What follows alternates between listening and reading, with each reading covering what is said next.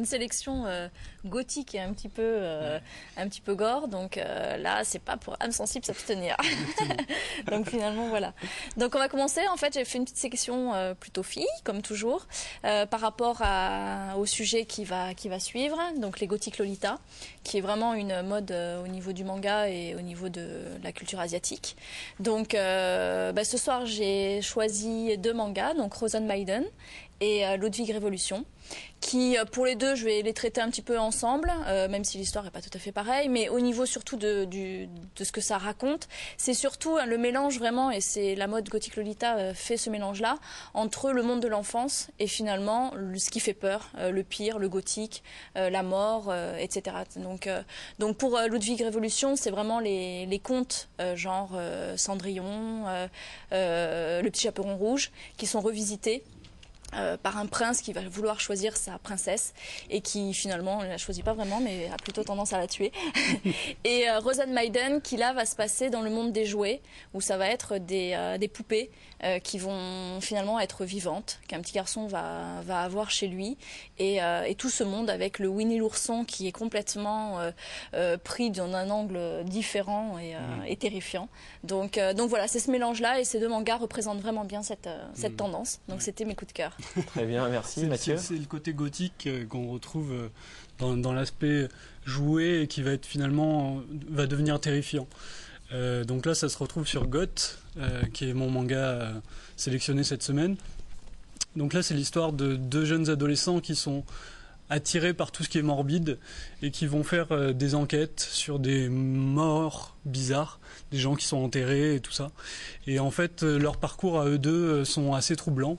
Et ça va être comme ça une petite enquête toute gothique et toute qui fait peur.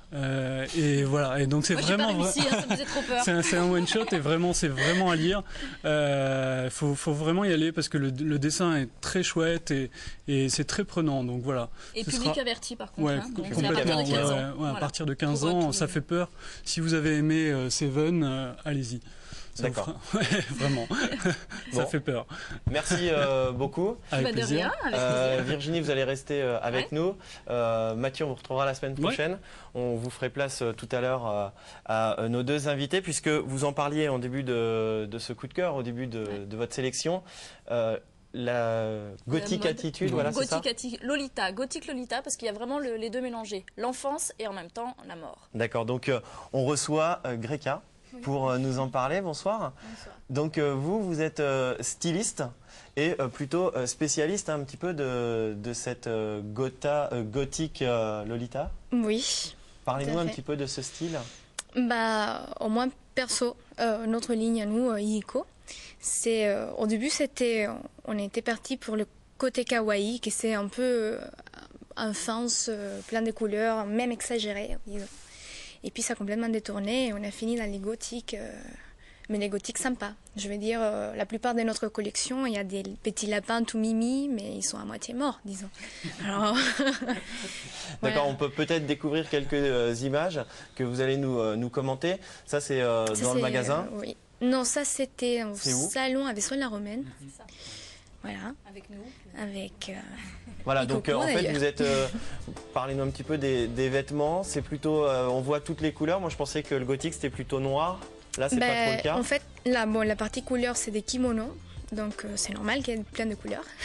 Et puis nous on travaille beaucoup le noir. Je voulais au début travailler aussi le blanc, les crus, un peu pour rappeler tout ce qui était hôpital, parce que j'avais fait une collection à base de l'hôpital. Mais bon, les gens ils restent dans le noir, c'est très classique, et puis nous on suit, on aide. On peut justement peut-être voir eh bien, les 2 personnes qui sont venues vous accompagner et qui sont avec leur tenue. Alors c'est cela, la gothique Lolita attitude, on peut dire comme ça. Hein. Voilà, c'est gothique Lolita. Il y en a une qui est la collection Pet Clinic, qui c'est basée sur l'infirmière Gore. D'accord. Et puis on a les Rococo Punk, qui c'est la toute dernière collection des Ico, qui on prend tout ce qui est le côté de la Révolution française et on les met dans les côtés punk, anarchique. Voilà.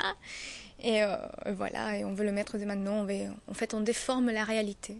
D'accord. Voilà, c'est ça. Vous déformez la réalité.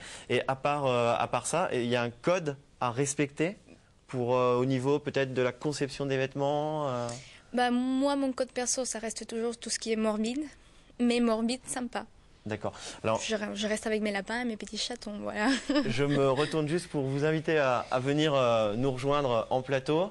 Je vous ai coupé, pardon. Oh, non. Donc, vous êtes plutôt tendance sympa, c'est ça que vous disiez?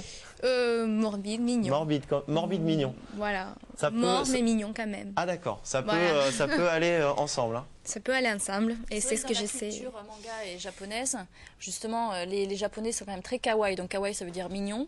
Et en même temps, ont la particularité, voilà, de mélanger un petit peu les deux entre le monde de l'enfance, le monde de l'adulte. Et là, finalement, à l'extrême, c'est le monde de l'enfance extrême avec vraiment les peluches, les nounours, les roses, etc.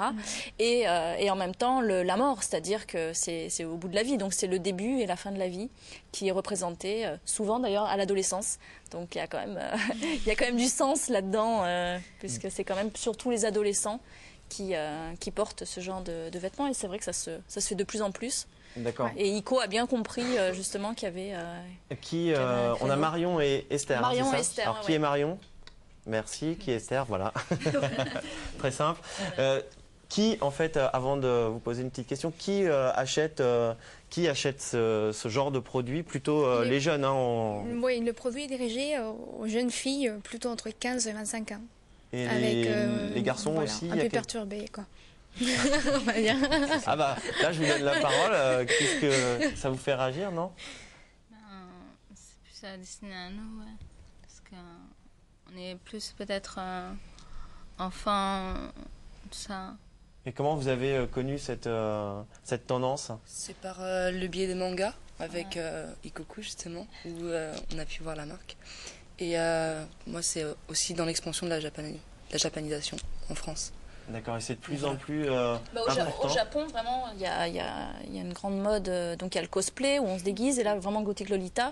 Les japonaises vont beaucoup, beaucoup plus loin. Nous, c'est super soft au niveau. Ça reste soft. Ça reste Parce très que soft. Il faut aussi dire que c'est très développé en Allemagne et en Angleterre surtout. Mais la France, ça reste... Ouais, plutôt. Oui, mais ça commence, hein, par contre. Ouais, petit à petit. Petit à petit. Mais c'est vrai que quand on parlait au niveau des garçons, les garçons vont beaucoup plus dans le gothique. Et donc, c'est beaucoup plus dur quand même au niveau Alors, gothique, vestimentaire. j'imagine, c'est déjà noir. tout C'est noir, tout noir, souvent avec des croix à l'envers.